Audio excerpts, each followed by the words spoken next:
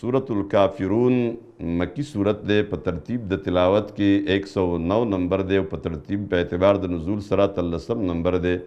مضمون د دې تبری د شرک نه بیزاری د شرک نه په مختصر الفاظو کې د نبی کریم صلی الله علیه وسلم په جبه باندې قریش ته د خبرې بیان دی، د خبرې اعلان دی چې د دې نه پس ستاسو زما دین یو کېدی نشي، نه تاسو د الله عبادت کوئ نه زه ستاسو د بوتانو عبادت کوم، ستاسو خبر طریقه جدا زما طریقه جدا، زموږ ستاسو په منځ کې هیڅ قدر مشترک نشته.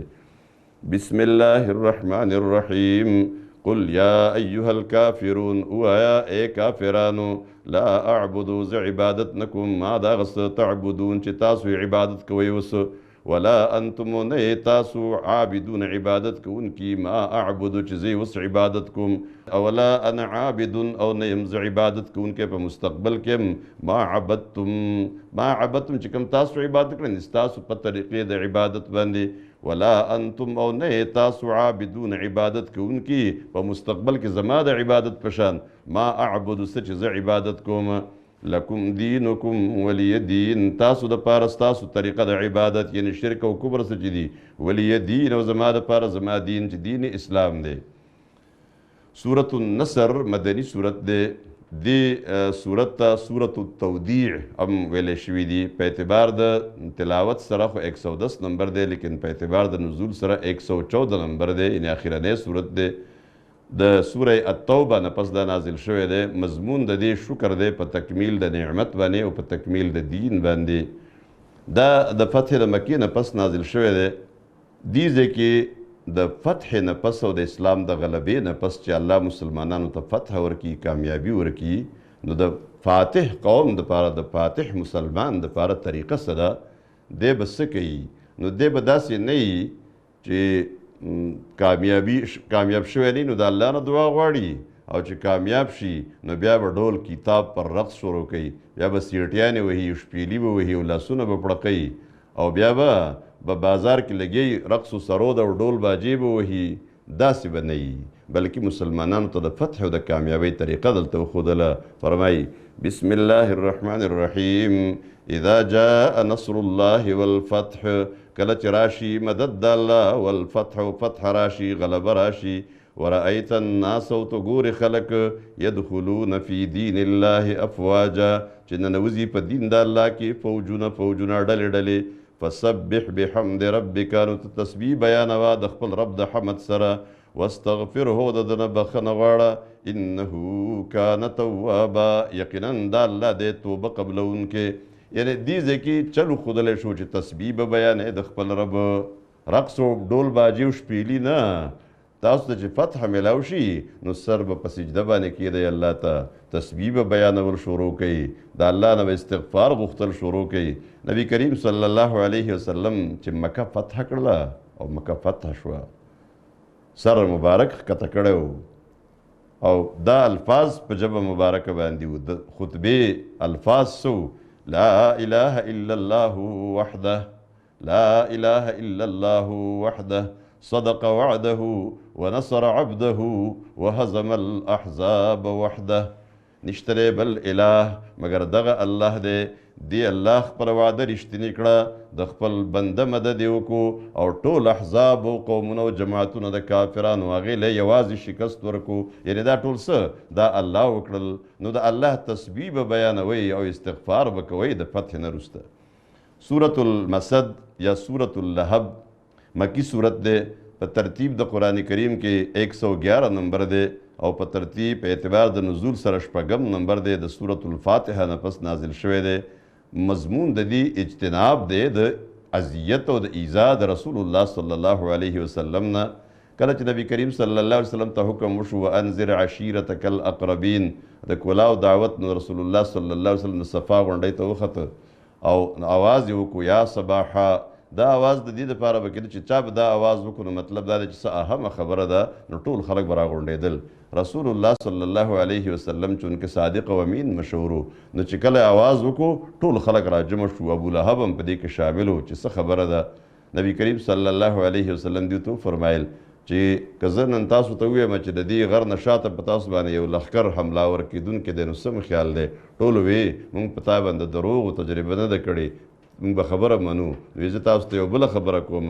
خبره څه ده چې تاسو قولو لا اله الا الله تفلحو، تاسو ووایئ چې لا اله الا الله نو کامیاب بشئ.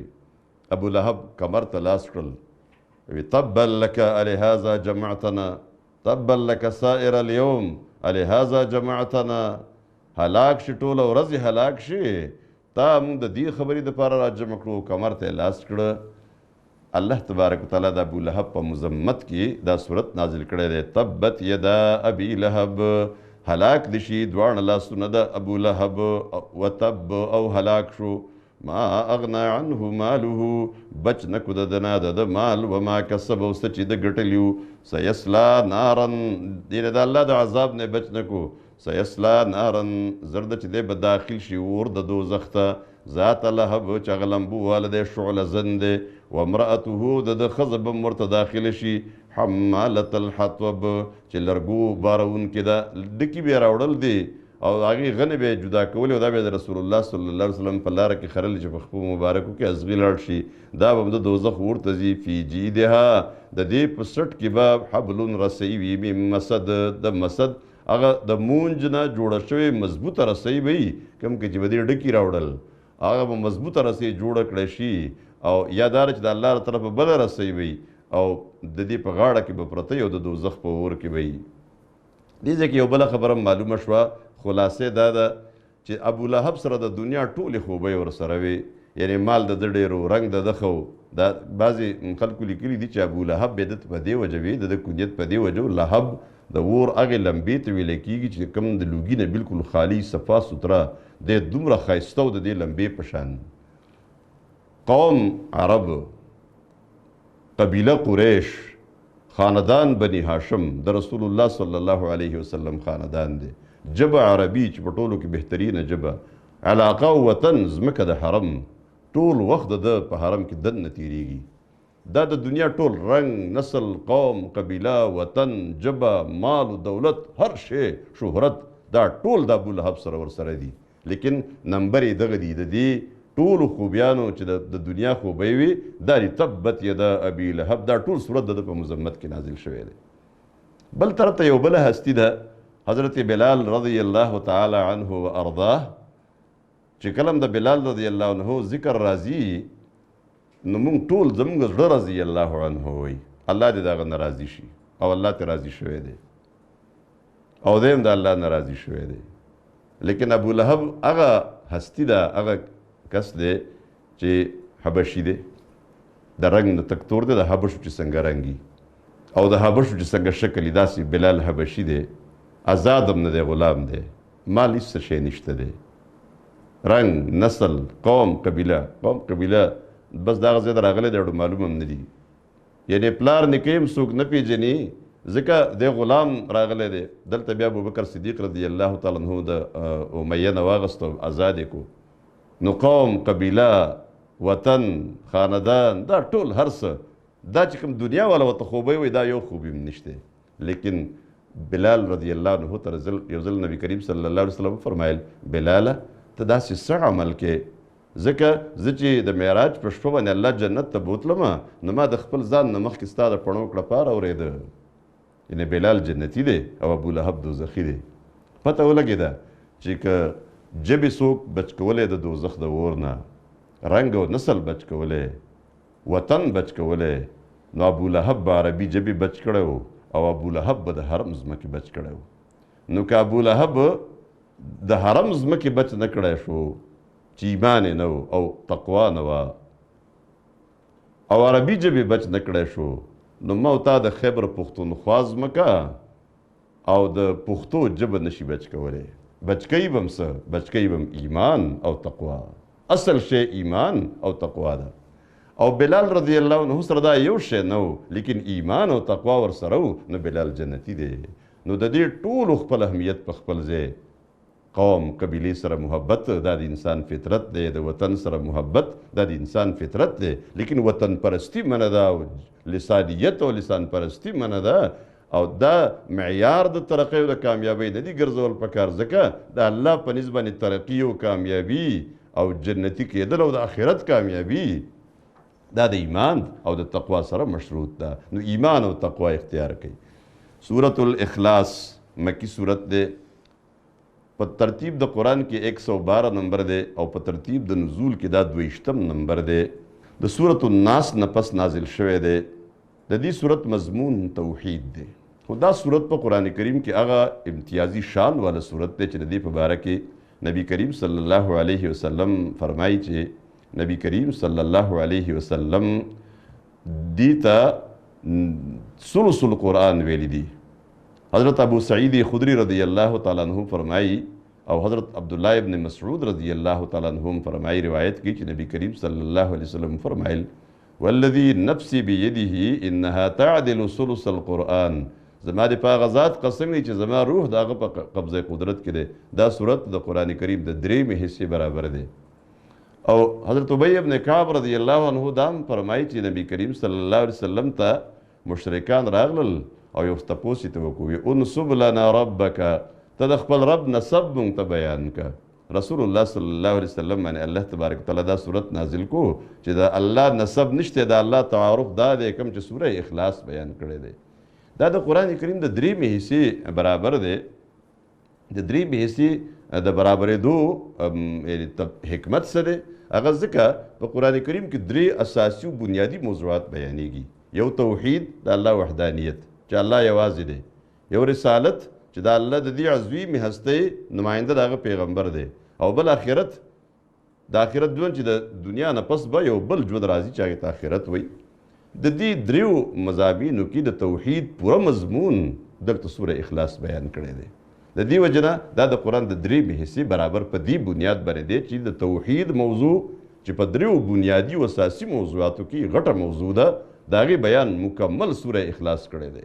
یعنی ټول توحید چې قرآن کریم څومره بیان کړی دی هغه ټول په سوره اخلاص کې موجود دی. د دې وجه نه د دې صورت ځان له یو خصوصیت دی. نبی کریم صلی الله علیه وسلم په دې کې د اسم اعظم د موجودېدو خبره کړې ده. فرمایي حضرت بریده رضی الله تعالی عنہ روایت کی چې نبی کریم صلی الله علیه وسلم یو ځل جمعات ته راننوتو، په دې کې یو سړی ناستو مونځ یې کړی دی او دعا ته لاس اوچت کړه.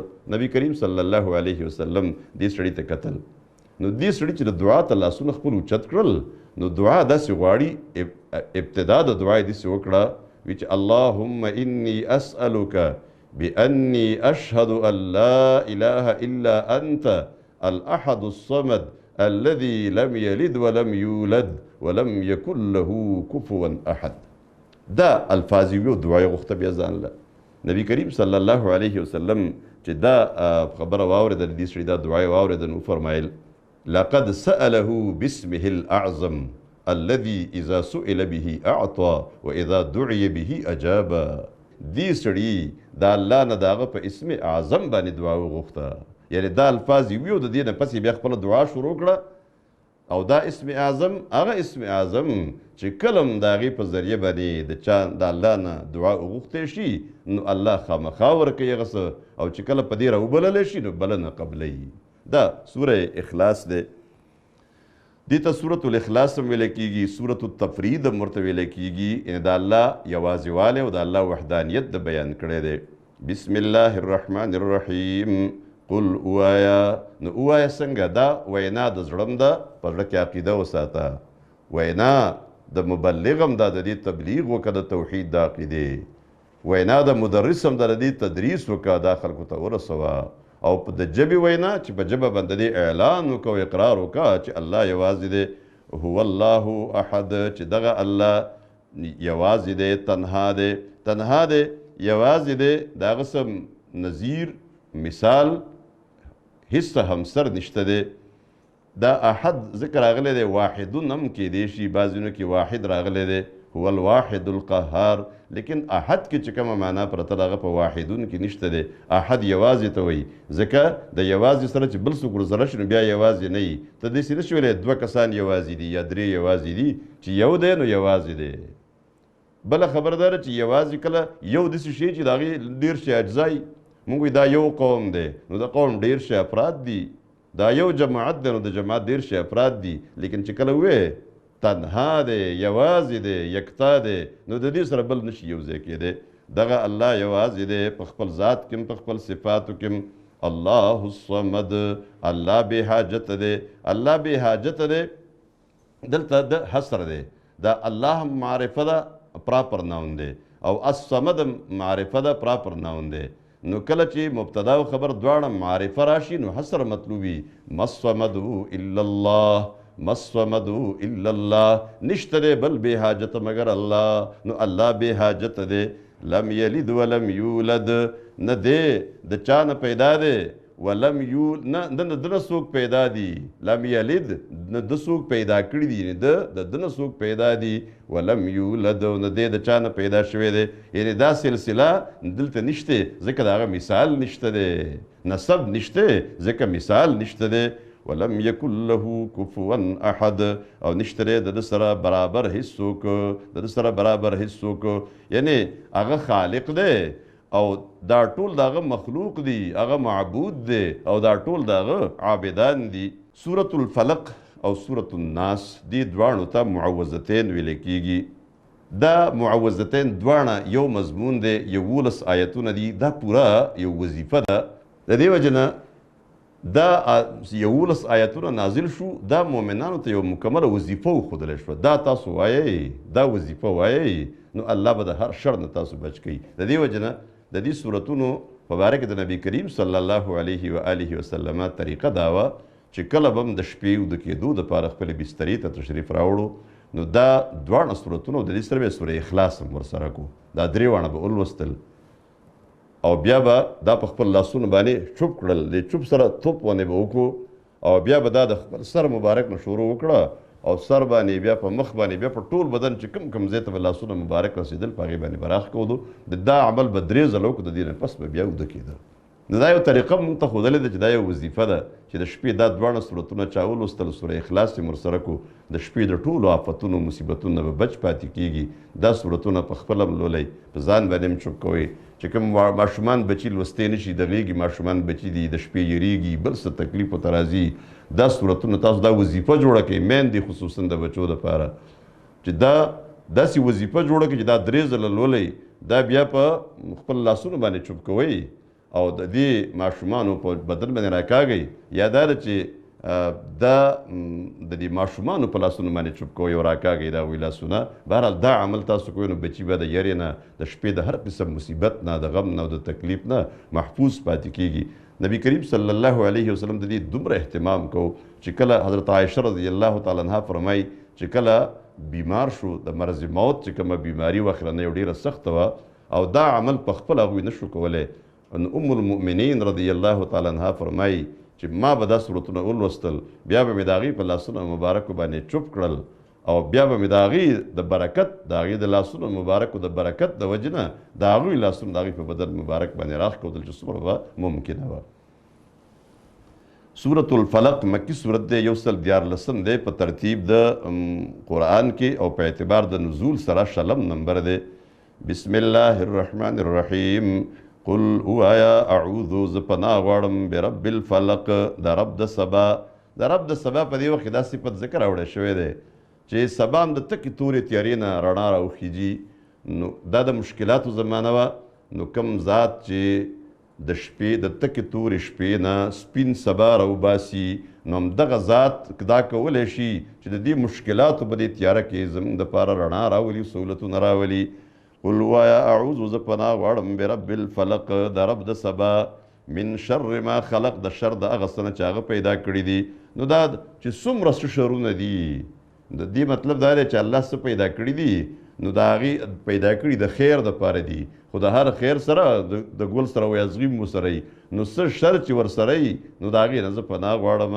ومن شر غاسق اذا وقب د شر د تورې شپې نه اذا وقب کله چې دا شپه خوره شي او پخه شي یعنې د دې وجې نه چې د عموما د شر منصوبې څوک جوړوي نو هغه د شپې جوړوي نو بعضې چا دا ترجمه هم کړې ده چې د شر د هغې شریانو نه چې په توره شپه کې راځي یعنې د شپې د شریانو شر د شپې عملي کېږي د دې وجې د هغې شریانو نه هم پناه غواړم لیکن ترجمه ده د شر د هغه تورې شپې نه اذا وقب کله چې دا پخه شي وخوره شي ومن شر النفاثات في العقد او د شر د هغې پکو وهونکو نه فی العقد په غوټو کې دا په مدینه منوره کې بیا یو ځل د نبي کریم صلی الله علیه وسلم طبیعت داسې انقباض غوندې راغی، داسې معمولي غوندې تکلیف محسوس کو، نو دې تکلیف لږه پریشانی راوسته.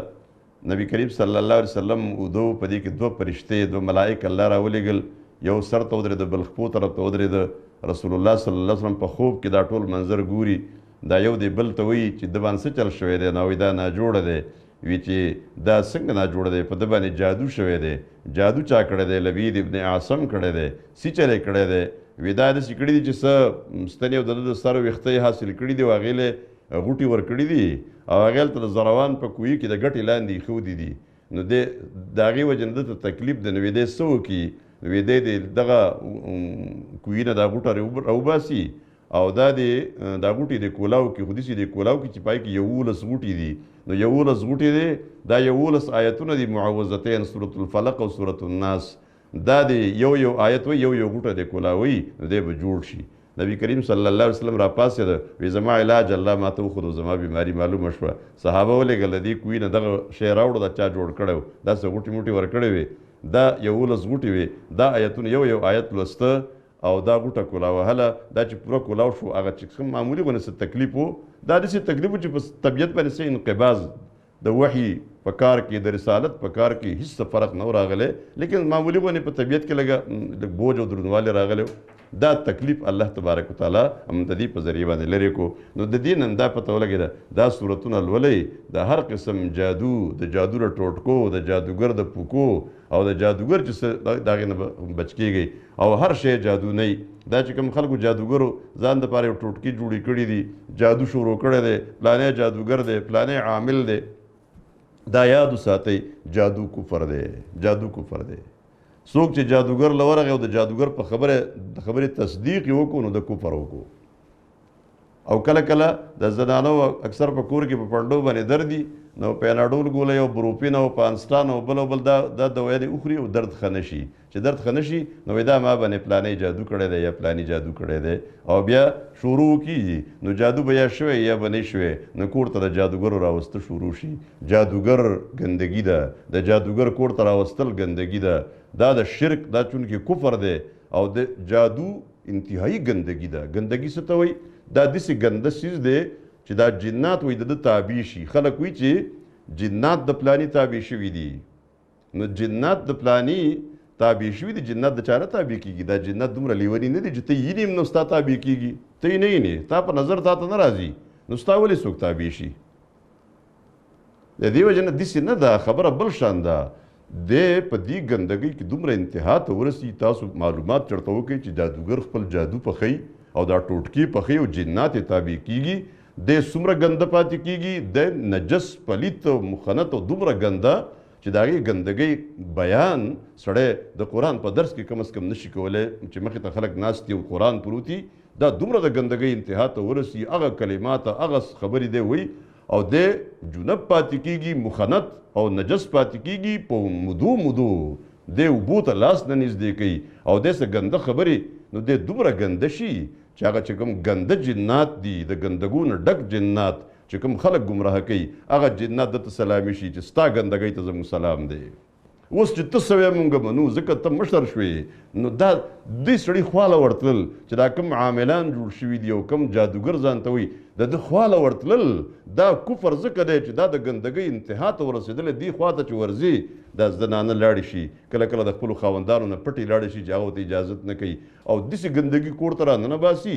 د ده یوه ټوټکه چې په کور کې ویل او کور ته دې راننیسته، نو مخکې به یا جادو و یا به نه و، دا ګندګي به و یا به نه وه، او تا بله ګندګي راننیسته. بیا وایي دا نه دی هغه پلانی ښه دی، نو بل پسې بل راولي، نو بله ګندګي راننوځي. بیا وایي هغه پلانی ښه دی، دا ښځې یو بل ته ووایي هغه دا جادو ختموي او د جادو توړ ورسره دی. اصل کې دلته جادو شته دی، نو توړ به د کوم ځای نه راشي.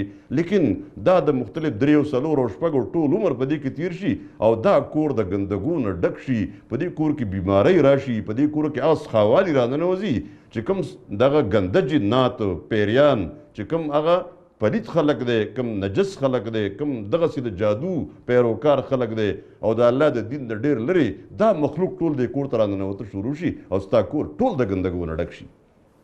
دیو جن چا چې دا کارونه کړي دي سوره بقره په کور کې لوستل شروع کړي. موږ د سوره بقره په اول کې خبره شاید کړې وه چې په کوم کور کې سوره بقره لوستل کېږي د جادوګر د جادو ګندګي دې کور ته دننه نشي تللی. نو تاسو په کور کې سوره بقره مستقل لوستل شروع کړئ او د عاملانو د دې کاروباریانو نه چې دا ټول ګندګي ده دا د دې ګندګۍ نه واوړئ او دا معوذتین دا وظیفه کوي خپله او سوره بقره لوستل شروع کوي. دا ګندګۍ به ستاسو د کور نه بهر شي. په کور کې عبادتونه شروع کوي، د قرآن تلاوت شروع کوي، ډیر کوي تلاوت مستقل. دا اوس د روجې میاشت ده که نه، تاسو دا یو هوم ورک واخلئ نارینه او زنانه لوی واړه چې یو ځل خامخا د قرآن تلاوت ختم کوي، 2 ځله 3 ځله مستقل وظیفه جوړه کوي چې د کورونو نه دا ګندګۍ وځي او بیا چېرته د جادوګر د عاملان بل څوک دا چې کوم بعضې خلک وي دا عالم دی هغه دا کار کوي، دا عالم نشي کېدی چې هغه د جادو ټوټکې او هغه ځان ته عامل وي، دی چېرته هم عالم دین نشي کېدی. دا ګندګي د دې ګندګۍ نه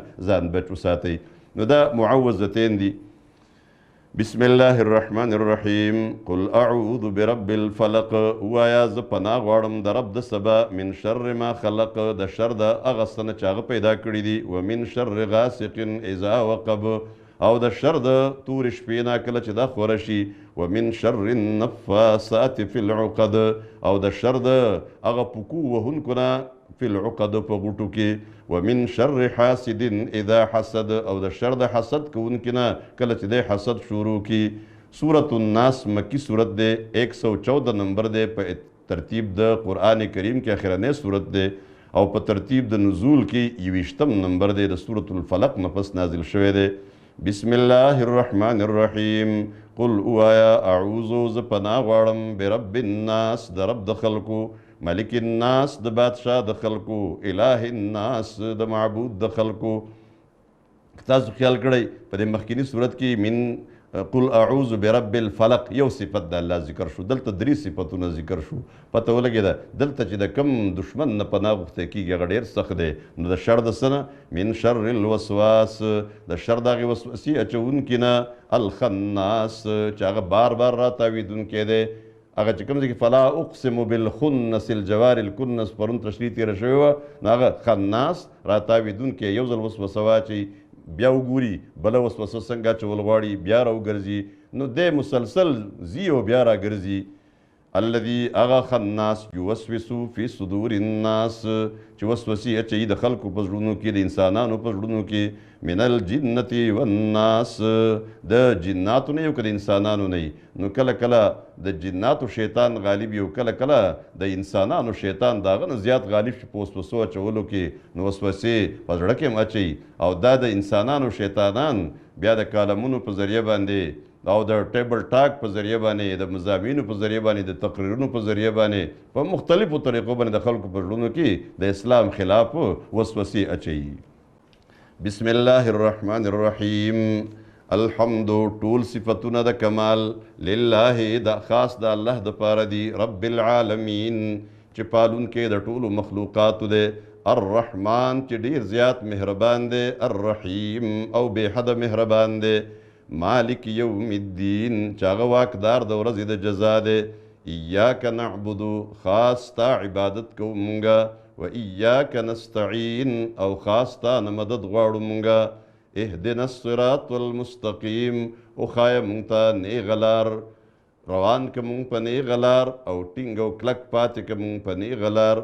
صراط الذین لار د هغې کسانو انعمت علیهم چې تا انعام کړی دی په هغوی، غیر المغضوب علیهم چې غوسه نه ده شوې په هغوی، ولا الضالین او نه هغوی ګمراهان دي. آمین. وآخر دعوانا ان الحمد لله رب العالمین. دا الله شکر دی او دا الله لاک لاک فضل دی. مونږ نن دا الله ډیر لوی شکر ادا کوو. دا الله تبارک وتعالی څومره شکر ادا کړی شي نو هغه کم دی چې مونږ ته د دې خبرې توفیق راکړو چې مونږ د هغه قرآن د هغه کتاب نن په ترجمه باندې خپل اختتام ته ورسو. الله تبارک وتعالی دې زموږ د دنیا ملګرتیا هم د قرآن سره کي، د قرآن د دې نظام سره کي، او الله دې زموږ د آخرت ملګرتیا هم د دې قرآن سره کي. درود شریف وایه. اللهم صل علی سیدنا محمد وعلى آل سیدنا محمد कमा सल्लैत अला सय्यिदिना इब्राहीम व अला आलि सय्यिदिना इब्राहीम इन्नका हमीदुम मजीद। रब्बना तक़ब्बल मिन्ना इन्नका अंतस समीउल अलीम व तुब अलैना इन्नका अंतत तव्वाबुर रहीम। रब्बना आतिना फिद दुनिया हसनह व फिल आखिरति हसनह व क़िना अज़ाबन नार। रब्बना आतिना मिन लदुनका रहमह व हय्यि लना मिन अमरिना रशदा। अल्लाहुम्मा रब्बना हब लना मिन अज़वाजिना व ज़ुर्रिय्यातिना क़ुर्रत अअयुन वजअलना लिलमुत्तक़ीन इमामा। ऐ अल्लाह, ऐ ज़मूंगा मेहरबान रबा, मूंग टोल په جمع باندې تا ته موږ لاسونه اوچت کړي دي. دا ځکه م تا ته لاسونه اوچت کړي دي چې زموږ د دعاګانو قبلولو والا ستا نه بغیر بل هیڅوک نشته دی، زموږ بل در نشته دی، ځکه م تا ته لاسونه اوچت کړي دي. رب ذوالجلاله زموږ دا اوچت شوي لاسونه خالی مه واپس کوه. او د زړونو کیفیتونه څه دي؟ لاسونه په کم اخلاص باندې تا ته اوچت دي رب ذوالجلاله، هم د دغه اخلاص سره دا دعاګانې ټولې قبولې کړه. زموږ دا لاسونه نن ته خالي مه واپس کوه مهربانه ربه، دا د خپل رحمتونو نه ډک واپس کړه، دا د برکتونو نه ډک موږ ته واپس کړه مهربانه ربه. نن په ټوله دنیا کې د مسلمانانو او د انسانانو چې کوم حالت دی، ستا د دین نه چې کوم بغاوت شروع دی، کوم جرمونه چې شروع دي رب ذوالجلاله، او یقینا د هغې په وجه ته زموږ نه ناراضه شوی، تا زموږ د دنیا ټول نظام مدرولی دی، تا د ترقۍ د دعویدارو ټوله ترقي ودرولی دی. نن د ټولې دنیا نظام په ځمکه باندې پروت دی، موږ ټول ناکام یو رب ذوالجلاله. زموږ مرضي هیڅ مرضي نه ده، مرضي ټوله ستا چلیږي مهربانه ربه. ته بادشاهې، ستا وحدانیت بیانو، ستا د توحید عقیده لرو، تا ته سجده لګو، ستا نه بغیر بل رب نه منو رب ذوالجلاله. ته زموږ ربې، ته زموږ مالکې، ته زموږ خالقې، ستا نظام منو، ستا دین منو، تا ته سجده لګو، ستا وحدانیت بیانو رب ذوالجلاله. ستا بندگان یو، زموږ نه غلطۍ شوي دي، زموږ نه جرمونه شوي دي مهربانه ربه. زموږ عقیده هم هغه عقیده ده، زموږ غلطۍ موږ ته معاف کړه مهربانه ربه. زموږ ټول ګناهونه موږ ته معاف کړه، زموږ جرمونه موږ ته وبخه. ستا د رحمت نه دومره لرې لاړو موږ، زموږ توبه هم ته نه قبلې، زموږ اوښکې بهیږي رب ذوالجلاله. زموږ جرمونه یې صفا نه کړل مهربانه ربه. ستا نه بخښنه غواړو، ستا نه دعاګانې غواړو، تا ته رجوع کوو، خپل جرمونه پرېږدو، توبه وباسو، د رحمت دروازې راته پرانیزه. ستا پیغمبر خو موږ ته دا بیان کړی دی چې څومره ګناهونه م شوي، څومره ګناهونه چې تا فرمایلي دي چې ګناهونه د اسمان کنارو ته ورسي او توبه وباسي نو ته یې بخې. موږ نن تا ته توبه وباسو رب ذوالجلاله. موږ نن ستا نه بخښنه غواړو، استغفار کوو، موږ وبخه مهربانه ربه، موږ معاف کړه. دا چې کومه وبا راغلې ده دا رانه لرې کړه رب ذوالجلاله. څومره خلک چې د دې امت خلاف په سازشونو کې لګیا دي، هغه سازشونه ټول ناکام کړه رب ذوالجلاله. زموږ طاقت کمزوری، زموږ صلاحیتونه کمزوري، زموږ علم کمزوری، زموږ وسایل کمزوري، خو موږ ستا سهاره اخلو. موږ د دې ټول شر نه ستا پناه غواړو، ته موږ له خپله پناه راکړه. دا ټول شرونه، دا ټول مکرونه او تدبیرونه او چالونه ناکام کړه. ته خیر الماکرین، زموږ عقیده ده ته خیر الماکرین. ته د دیو دا چالونه او د دیو دا تدبیرونه ټول په دیو باندې واپس کړه مهربانه ربه. موږ د دې وبا نه خلاص کړه. د دې وبا چې څومره بیماران دي، هغه ټولو بیمارانو له شفای کامله عاجله ورکړه. څومره موږ ته معلوم دی، موږ ته نه دي معلوم رب ذوالجلاله. دا چې څومره وبا او څومره څه راغلي دي، د خلکو د خپلو لاسونو کړی دي. رب ذوالجلاله خو ته مونږ معاف کړه، مونږ ستا نه دعا غواړو. ستا نه بغیر بل هېڅوک د دې نه راوستونکی شته دی او نه یې لرې کوونکی شته دی. رب ذوالجلاله ستا مشیت او ستا رضا پکې شامل نه وي، د دې کائناتو دا ټول سیسټم شامل دی، نو هېڅ څه نشي کېدی. د ونې یو وچه پاڼه ستا د مرضۍ نه بغیر نشي غورځېدی. زموږ حکمرانان هم هغه حکمرانان موږ له راکړه چې کوم ستا خوښ دي. رب ذوالجلاله ته زموږ نه راضي شه، ته په موږ باندې رحم وکړه، ته په موږ باندې رحم وکړه. رب ذوالجلاله دا قرآن زموږ د زړونو بهار وګرځوه، زموږ د دې بچو د زړونو بهار یې جوړ کړه. مهربانه ربه زموږ زړونه دې قرآن طرف ته راوګرځوه، زموږ زړونه دې دین طرف ته، دین اسلام طرف ته راوګرځوه، خپل رضا طرف ته راوګرځوه، د دنیا په ځای آخرت طرف ته راوګرځوه. مهربانه ربه د دې قرآن سره م یو ځای لوی کا، د دې قرآن سره م یو ځای پاتې کا، د دې قرآن سره م یو ځای موږ له مرګ راکړه او د دې قرآن سره یو ځای موږ په قیامت کې راپاڅوه او د دې قرآن سفارش او شفاعت زموږ نصیب کړه. په دې ټول امت باندې رحم وکړه رب ذوالجلاله. زموږ په دې درس کې په ټوله دنیا کې په مختلفو ځایونو کې خلک شامل دی. د دې په برکت په دې خلکو باندې، د دې په خاندانونو باندې، په کورونو باندې، په بچو باندې او د دې په علاقو باندې او په دې ټول امت باندې رحم وکړه رب ذوالجلاله. د ټول امت توبه قبوله کړه د دې په برکت باندې. دا د قرآن مجلس دی.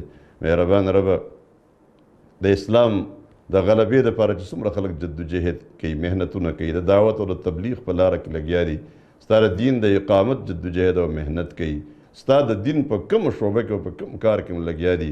رب ذوالجلاله توفیق وله نور هم ورکړه، دا هر څه ته قبول کړه، صلاحیتونه وله ورکړه. رب ذوالجلاله ای الله ته زموږ درخواستونه قبول کړه، ته په موږ باندې خپل رحمتونه نازل کړه. زموږ دا بچي نیک عمل او صالحه لوی کړه، د مور او پلار د قرآن سره یو ځای کړه، ته یې د دې قرآن سره تر مرګه یو ځای وساته. او رب ذوالجلاله دا بچي د مور او پلار د سترګو یخوالی وګرځوه او دا د دوی دپاره صدقه جاریه وګرځوه. دا داسې نیک عمل او صالحه جوړ کړه چې د ټولې دنیا دپاره نمونه جوړ شي. رب ذوالجلاله دا بچي ټول په خپل امتحانونو کې هم کامیاب کړه. د دوی چې په زړونو کې د خپل امتحانونو په باره کې څه ارمانونه دي هغه ارمانونه یې پوره کړه. رب ذوالجلاله موجوده وخت کې چې کوم رکاوټونه د دوی په امتحاناتو کې او د دوی په تعلیم کې او په علمي ترقۍ کې دي هغه ټول رکاوټونه لرې کړي. رب ذوالجلاله څومره خلک چې دلته موجود دي او هغوی بې اولاده دي، رب ذوالجلاله اولاد ستا ډېر لوی نعمت دی. دا نعمت دی له ورکه، دوی پسې خفه دي، ارمانونه دي، د زنانه دي، د نارینه هم دي. ستا تقدیر هر څنګه چې دی، خو ستا پیغمبر راته فرمایلی دي چې تقدیر نه بدلیږي مګر دعاګانې بدلی.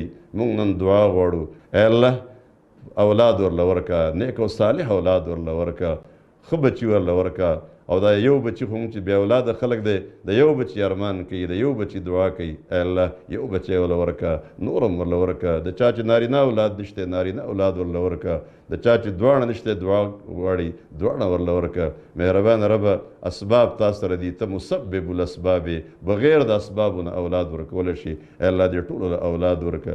څومره چې بیماران دي هغوی له شفا ورکه، څومره چې کاروبارونو کې مشکلات دي الله د هغوی مشکلات ټول لرې کړه. فرشتو کې چې څومره مشکلات دي، د هلکانو، د جنکو، د بچو، د بچیانو، رب ذوالجلاله ښې رشتې، څومره بالغ هلکان دي، بالغ جنکۍ دي، د خپلې مرضۍ مطابق ای الله پاکه نیکې رشتې، خوږې رشتې، ښایسته رشتې د ټولو بچو بچیانو له زموږ ورکه. څومره چې مسافر دي رب ذوالجلاله په خیر او عافیت سره خپلو کورونو ته راوله. هغه ځای ټول مشکلات چې څومره دي هغه ترې لرې کړه. زموږ دا ټولې دعاګانې ای الله د هغوی په حق کې هم قبولې کړه. څومره چې د کرونا وایرس وبا ده ای الله دا وبا هم زموږ د دې ټولې دنیا نه لرې کړه او دا وبا سره د خپل ټولو اثراتو د دې ځمکې نه لرې کړه. رب ذوالجلاله څومره چې زموږ والدین دي هغه وفات شوي دي، د هغې ټولو باندې خدای رحم وکړه. رب ارحمهما کما ربیاني صغیره. ای الله چې څنګه موږ وړوکي پاللي وو دقسې ته په هغوی باندې خپل رحمتونه نازل کړه. زموږ چې څومره ځوانان دي، نوجوانان دي، دا د قرآن سره ملګري کړه، دا د ایمان او د دین اسلام سره ملګري کړه، دا د خپل رضا مطابق نوجوانان جوړ کړه. ای الله د دې لهو لعب نه، د ډول باجو نه، د رقص و سرود نه او د فضولیاتو نه بچ کړه. دوی په دین او ایمان باندې ښایسته کړه رب ذوالجلاله. مهربانه ربه څومره چې زموږ د بچو د امتحاناتو مسلې دي دا مشکلات ټول دوی ته حل کړه. څومره چې زموږ په کورونو کې ناچاقۍ دي، د ښځې او د خاوند دي، د پلار او د بچو دي، د وروڼو په خپل منځ کې دي، د خویندو دي، څومره د مسلمانانو په منځ کې دی الله دا ټولې ناچاقۍ ختمې که زموږ دښمنۍ په دوستۍ بدل که زموږ بغضونه او حسدونه په محبت باندې بدل که څومره چې زموږ په کاروبارونو کې مشکلات دي زموږ د رزق مسلې دي ای الله د حلالو پراخه رزق ورکه رب ذوالجلاله موږ هغه نومونه نشو اخیستی چې کوم خلکو درخواستونه کړي دي تا ته پته ده د چا په زړه کې کوم دعا ده د چا په زړه کې کوم ارمان دی مهربانه ربه هغه ټول ارمانونه پوره کړه په دې وخت کې دا لاسونه زموږ تا ته اوچت دي زموږ مهربانه ربه او زموږ د سترګو اوښکې هم په دې کې شاملې دي مهربانه ربه څومره هم تا ته وجاړو څومره هم تا ته دعاګانې ستا نه وغواړو څومره هم استغفار وکړو ستا د شان لایق دعا نشو غوښتی ستا د شان لایق الفاظ را سره نشته دی ستا د شان لایق تا ته مونږ اوښکې نشو بیولی مهربانه ربه د دې اوښکو په ځای چې وینې توی شي ستا د شان لایق ستا حق به ادا نشي او مهربانه ربه د زړونو نه خبرې زموږ د زړونو چې څومره حاجتونه دي په دې وخت کې نارینهو په دې زړونو کې حاجتونه نیولي دي مونږ د هغې حاجت کیدای شي نه یې اخیستی د هغوی په زړونو کې د خپلو بچو دپاره کوم حاجتونه دي د خپلو رشته دارانو دپاره د زنانو د خپل خاوندانو دپاره د خاوندانو د خپلو ښځو دپاره وصلی الله تعالی علی خیر خلقه محمد وآله وأصحابه أجمعين برحمتك يا أرحم الراحمين اللهم خوشحال لرا او اللهم همیشه خاده و باد لرا جزاكم الله خيرا